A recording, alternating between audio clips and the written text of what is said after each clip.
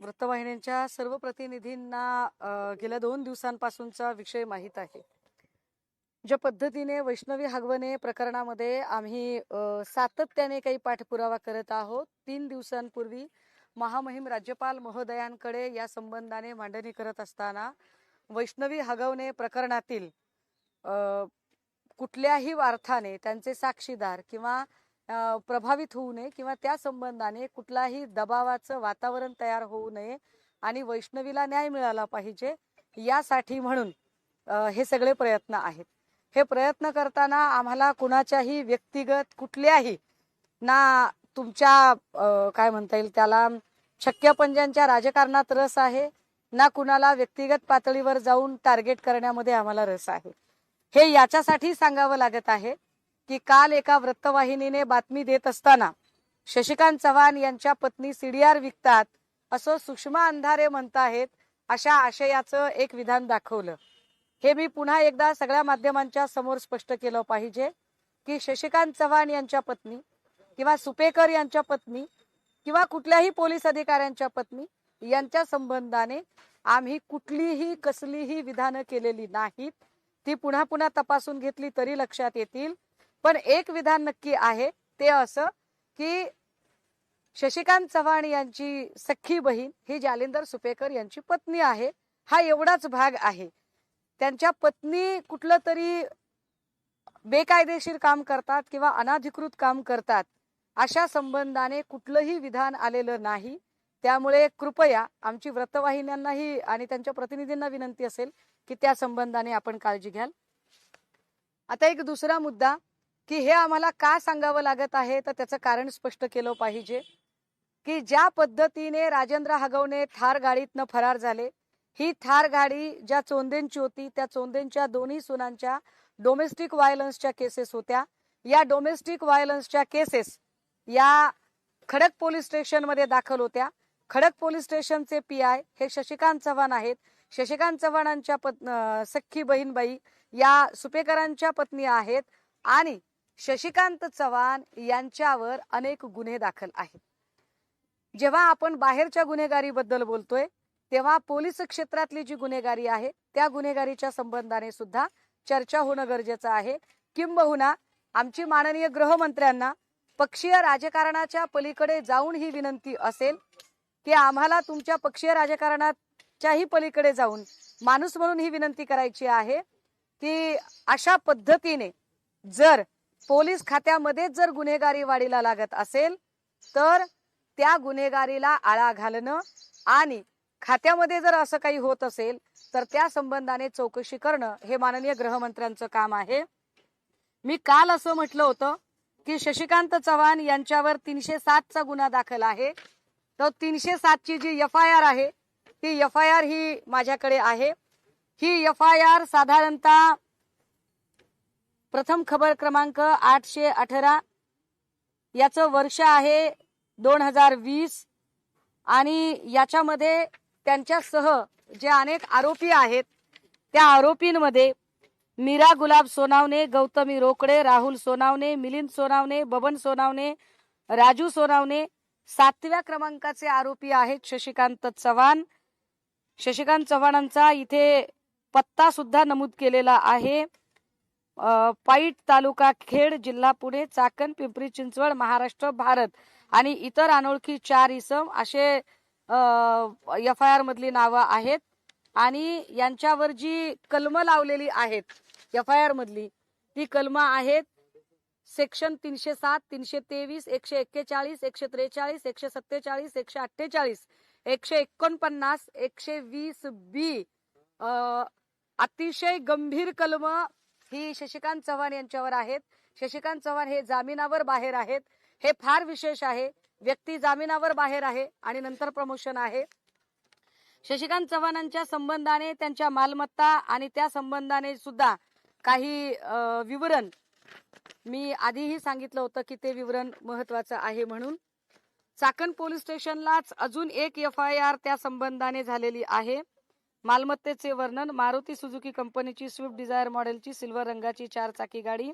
आरोपी नामे राजेंद्र उर्फ सखाराम सोनवणे, आता याच्यात पुन्हा एकदा दुसरी FIR आलेली आहे आणि या दुसऱ्या FIR मध्ये सुद्धा अनेक सेक्शन्स लागलेले आहेत. याही संबंधाने हे सगळे डॉक्युमेंट मी आपल्याला आज इथे प्रेसच्या समोर सगळे डॉक्युमेंट देत आहे. त्यानंतर शशिकांत चव्हाण यांच्यावरील आरोपाच्या म्हणजे हे जे मी बोलतेय हे नुसतं बोलत नाहीये, तर या संबंधाने अनेक बातम्या वेगवेगळ्या वर्तमानपत्रांमध्ये आलेल्या बातम्या होत्या, ज्या बातम्या इथे मी आपल्याला सांगितल्या पाहिजेत.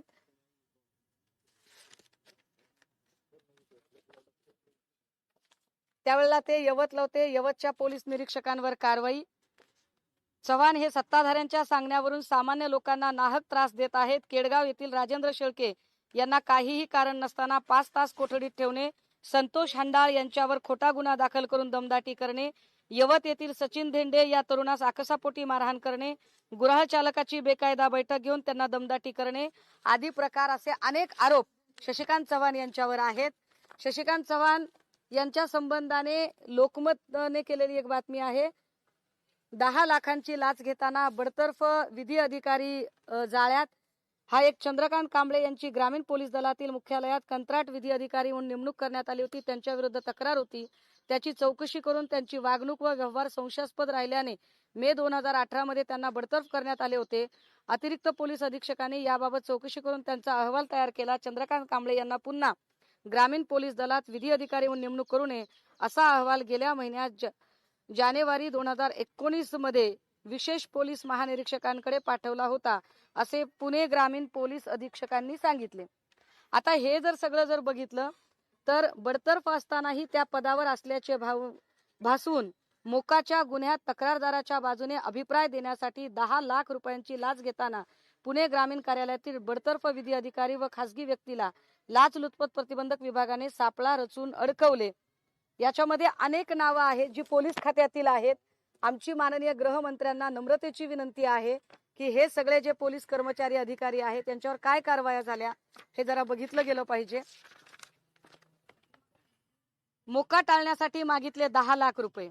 मोका कायद्याअंतर्गत कारवाई न करण्याबाबत तक्रारदाराच्या बाजूने अभिप्राय देण्यासाठी 10 लाख रुपयाची लाच घेतल्याप्रकरणी बडतर्फ विधी अधिकाऱ्यांसह दोघांविरुद्ध गुन्हा दाखल झालेला आणि ह्या दोघांविरुद्ध जे गुन्हे दाखल झाले त्याच्यामधली जी नावं आहेत त्या नावातही पुन्हा अजून एक हे नाव येतं.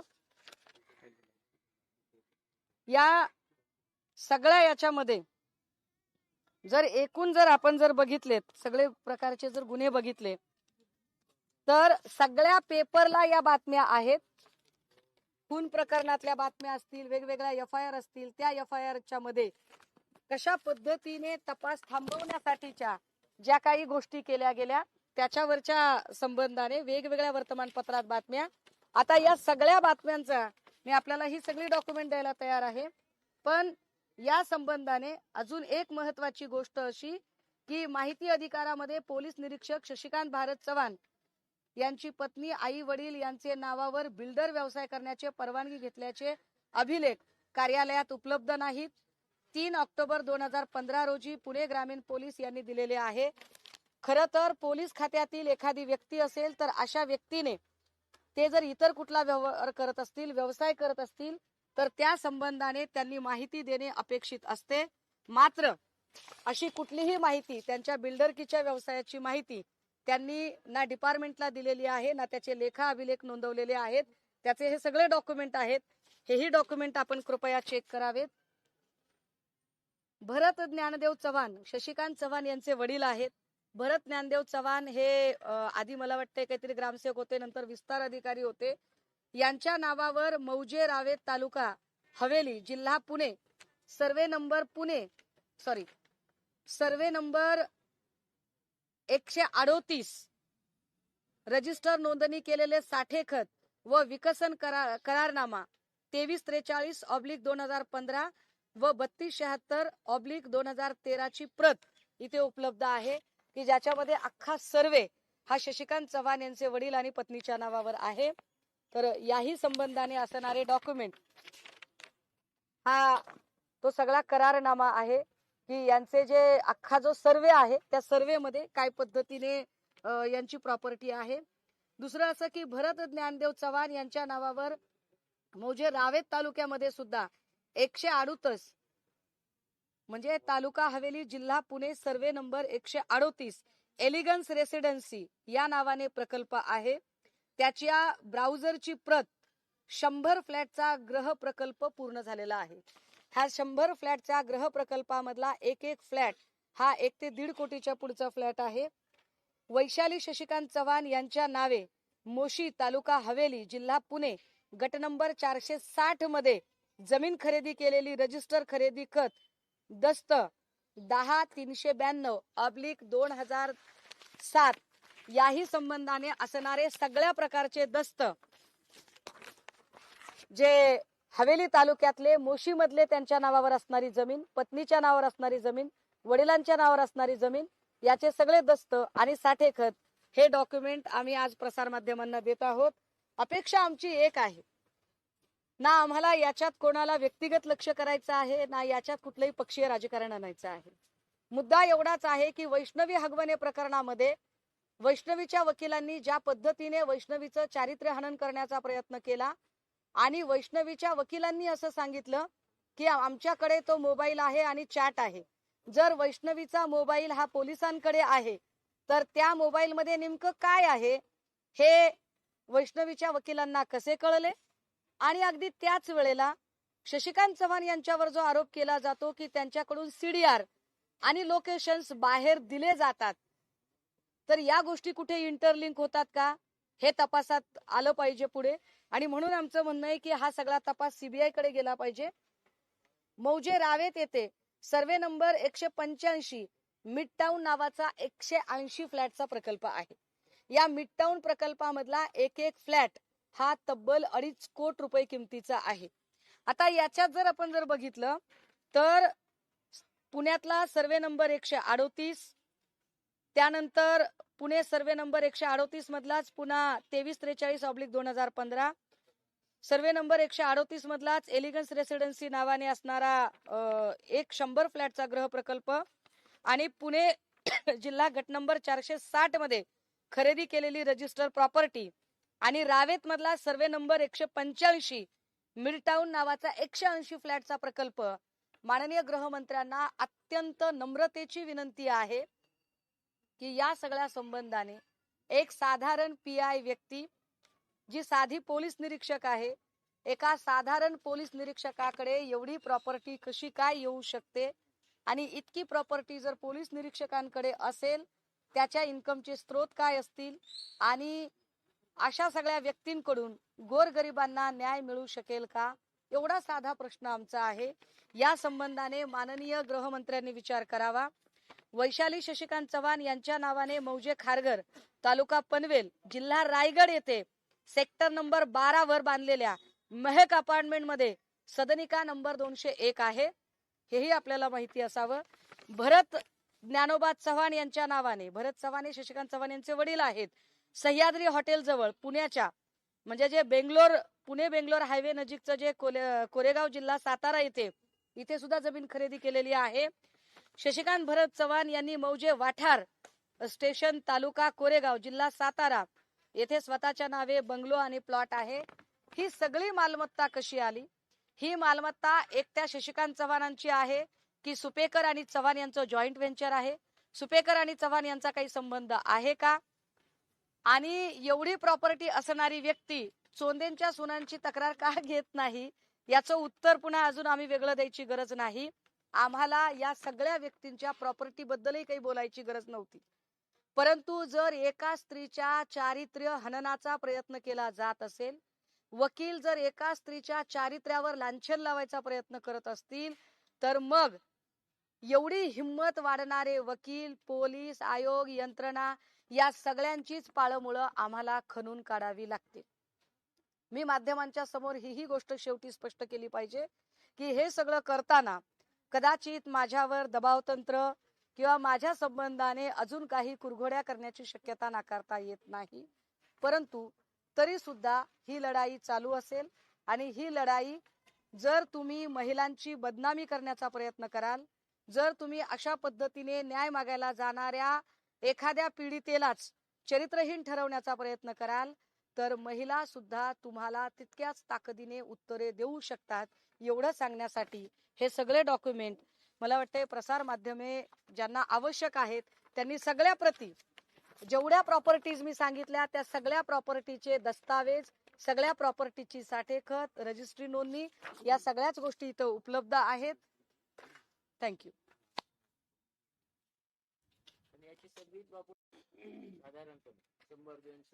आता याचं व्हॅल्युएशन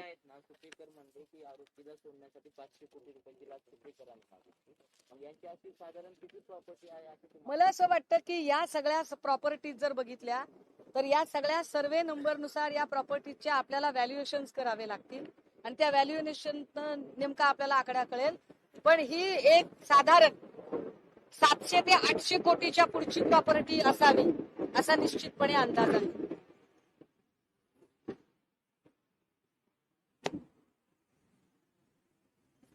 डिफेन्स एरिया, डिफेन्स. पण व्हॅल्युएशन काढावं लागेल. या सगळ्या प्रॉपर्टीचं व्हॅल्युएशन काढावं लागेल. ते व्हॅल्युएशन काढल्याशिवाय आपल्याला सांगता येणार नाही. पण जो 180 फ्लॅटचा जो गृहनिर्माण प्रोजेक्ट आहे 180 फ्लॅटचा, त्याच्यावर विचार करा की त्याच्या मिड टाउन प्रोजेक्ट जो रावेतचा आहे यातला एक एक फ्लॅट 2.5 कोटी रुपये किमतीचा आहे. 100 फ्लॅटचा एक प्रोजेक्ट आहे. 460 गट नंबर 460 मधली जमीन वेगळीच आहे. 138 सर्वे नंबर मधली जमीन अजून वेगळीच आहे जी 2013 ला खरेदी केली. त्याच सर्वे मध्ये 2015 ला खरेदी केलेली जमीन वेगळी आहे. 185 सर्वे नंबर मधली जमीन वेगळी आहे. त्याच्यानंतर सेक्टर नंबर 12 पनवेल जिल्हा रायगड इथलं महक अपार्टमेंट आणि तिथली प्रॉपर्टी वेगळी आहे. आणि सह्याद्री हॉटेल जवळ पुणे बेंगलोरच्या कोरेगाव जिल्हा सातारा इथली जमीन वेगळी आहे. आणि वाठार स्टेशन तालुका कोरेगाव जिल्हा सातारा इथे अजून त्यांची वेगळी प्रॉपर्टी आहे. हे गंभीर आहे. नाही, हे कनेक्शन मी सांगितलं की चव्हाण यांच्या ज्या बहीणबाई आहेत त्या सुपेकरांच्या पत्नी आहेत. त्यामुळे ही प्रॉपर्टी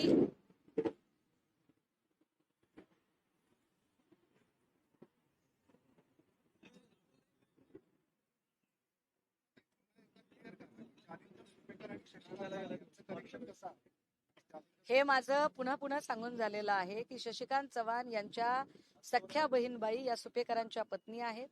सुपेकर अनेक वेळा वादग्रस्त ठरलेले आहेत. सुपेकरांनी जेलमध्ये लागणाऱ्या स्टेशनरीच्या ज्या निविदा आहेत त्या निविदांमध्ये घोटाळा केल्याच्या अनेक गोष्टी बाहेर आहेत. सुपेकरांवर याच्या आधीही अनेक वेळा कारवाई झालेली आहे. आताही सुपेकरांवर डिमोशनची कारवाई झालेली आहे. तर माझा साधा प्रश्न आहे की एका साधारण पीआय म्हणजे शशिकांत चव्हाण हे पीआय आहेत, एका साधारण पीआय कडे एवढी प्रॉपर्टी येऊ शकते का? आणि जर शशिकांत चव्हाण आणि सुपेकर हे जर एकमेकांचे नातेवाईक असतील तर या दोघांचे काही जॉईंट व्हेंचर आहे का, यांचे फायनान्शियल रिलेशन आहेत का, हे शोधून काढायचं काम डिपार्टमेंटचं आहे. आम्हाला याच्यामध्ये आमचा एवढाच इंटरेस्ट आहे की हे सगळे लोक कुठून ना कुठून वैष्णवी हगवणे प्रकरणाशी कनेक्टेड आहेत. आणि वैष्णवी हगवणेला पैसे आणि राजकीय वरदहस्त आणि पोलिसांमध्ये असणारी ताकद म्हणजे नातेवाईक पोलीस अधिकारी असल्यामुळे त्यामुळे तिच्या चारित्र्यावर जे शिंतोडे उडवण्याचा प्रयत्न झाला तो अत्यंत अश्लाघ्य आहे, तो चीड आणणारा आहे. आणि त्यामुळे या सगळ्या लोकांना आम्हाला उघडं पाडणं अपरिहार्य आहे. विषयावर एक विषय निघाला की शस्त्र परवाने जे आहेत ते 2021 ते 23 दरम्यान जवळपास 550 परवाने गेलेले आहेत. विशेष म्हणजे या 3 वर्षात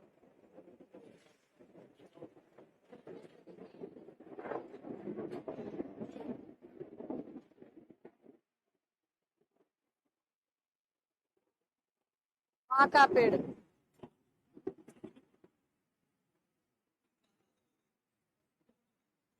2021 ते 23 550 परवाने दिले गेले पुणे पोलीस. विशेष म्हणजे या 2 ते 3 वर्षात एकही परवाना रद्द केलेला नाही, 0 परवाने रद्द केले. आणि अशी चर्चा आहे की आर्थिक उलाढाल या परवाने देण्यामध्ये खूप मोठ्या प्रमाणात झाली.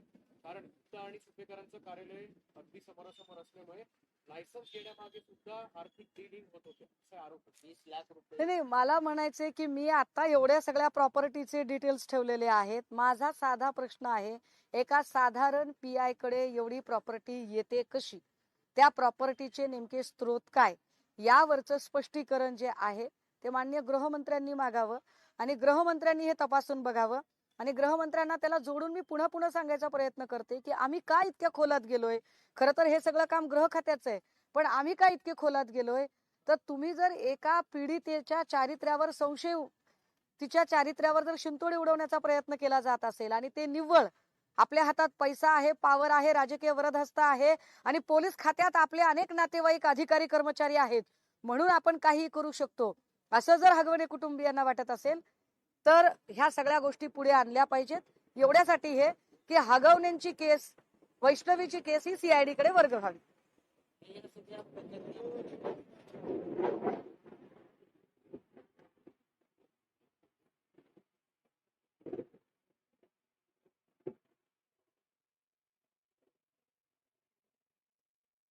या सगळ्या प्रकरणात हे झाली विभागामध्ये भ्रष्टाचार वगैरे, पण वैष्णवी हगवणे प्रकरणामध्ये याची चौकशी व्हायला हवी का नाही असं तुम्हाला वाटतंय का?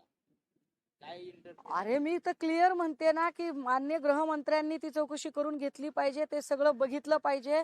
मी पुन्हा पुन्हा एकच वाक्य परत एकदा रिपीट करते, वैष्णवी हगवणे ही पीडिता आहे आणि पीडितेला न्याय मिळण्याऐवजी जर तिच्या चारित्र्यावर शिंतोडे उडवण्या इतकी हिमाकत जर वकील आणि तथाकथित यंत्रणा करत असेल तर ते कुणाच्या जीवावर करतात.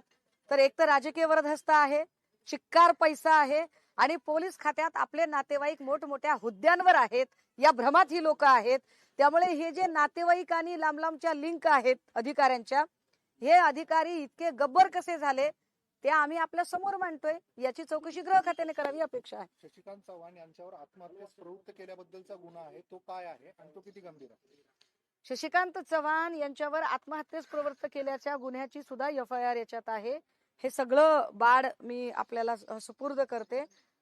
हे सगळेच गुन्हे गंभीर आहेत. गंभीर त्याही पेक्षा हे आहे की आत्महत्येस प्रवृत्त करण्याचा गुन्हा किंवा या सगळ्यांमध्ये त्यांच्यावर असणाऱ्या अॅट्रॉसिटीचा गुन्हा गंभीर गुन्हा आहे.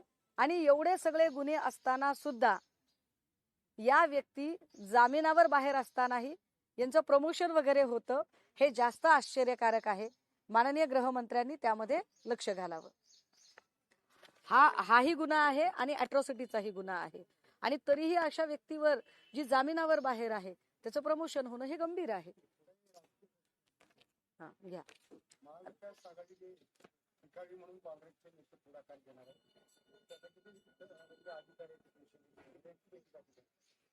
चांगली गोष्ट आहे ना, पण महाविकास आघाडी टिकलेलीच आहे, त्याला काही झालेलं नाहीये. महाविकास आघाडी अभेद्यच आहे. मुंबईच्या मिठी घोटाळा प्रकरणी सभापती छापेमारी झाली. अभिनेता दिनू मोरेच्या घरावर मग काय झालं, चांगली गोष्ट आहे ना. दिनू मोरेची सुद्धा चौकशी झाली पाहिजे. ताब्यात घ्या, चौकशी करा. मुंबईतील मुलुंडमध्ये परप्रांतीय मराठी यांचा पुन्हा वाद सुरू. ते व्हिडिओ स्पेशालिस्टला विचारलं पाहिजे. राज ठाकरे आणि उद्धव ठाकरे एकत्र याची चर्चा सुरू आहे. त्यात आता सूत्रबोलून समजते की राज ठाकरे दिले की काँग्रेसचा हात फोडा. ते मला असं वाटतंय की हे बघा, तिकडून राज साहेबांनी भाजपचा हात सोडला की इकडे यांना कोणाचा हात धरायची गरज पडणार नाही. दोन भाऊ पुरेसे असतील. जर दोन भावांनी एकमेकांच्या हातात हात घातले तर इतर कुठले हात हातात घ्यायची गरजच पडणार नाही. ठाकरेंचा ब्रँड हा टिकावा म्हणून मोठा प्रतिसाद जो आहे तो मिळतोय. मात्र महाराष्ट्रामध्ये इतर परप्रांतीय नेते कंगना राणावत असेल किंवा किरीट सोमय्या यांची दादागिरी वाढत चालली. कारण दोन भावात फूट पडलेली, त्याच्यामुळं सगळ्यांची परप्रांतीयांची जी आहे ती दादागिरी वाढत चाललेली नाही. म्हणूनच मला वाटते मनसे प्रमुखही म्हणाले की महाराष्ट्राचे हित सगळ्यात आधी आहे आणि आमच्या पक्षप्रमुखांनी सांगितलं की महाराष्ट्र हिताच्यासाठी आम्ही छोट्या मोठ्या गोष्टी बाजूला ठेवायला तयार आहोत. त्यामुळे निश्चितपणे महाराष्ट्र वाचवायचा असेल तर ज्या भाजपाने एक अशा पद्धतीचं षडयंत्र आता धारावी, ईशान्य मुंबई या सगळ्या भागात एक रुजवायचा प्रयत्न केलेला आहे की या सगळ्यांची घरं असतील ती धारावीमध्ये, म्हणजे मूळ धारावीकरातल्या जे मजूर कष्टकरी आहेत त्यांनी यांची भांडी घासायची, झाडून काढायचं, यांचं सगळं उष्टी खरकटी सगळं स्वच्छ करायचं आणि ही लोक धंद्यासाठी जाणार गुजरातमध्ये आणि पुन्हा राहायला येणार धारावीमध्ये. आम्ही फक्त यांचे घरगडी म्हणून काम करायचं महाराष्ट्रातल्या लोकांनी. हा जो एक डाव आहे तो डाव हाणून पाडावा लागेल आणि त्यासाठी शिवसेना कटिबद्ध आहे. Okay done.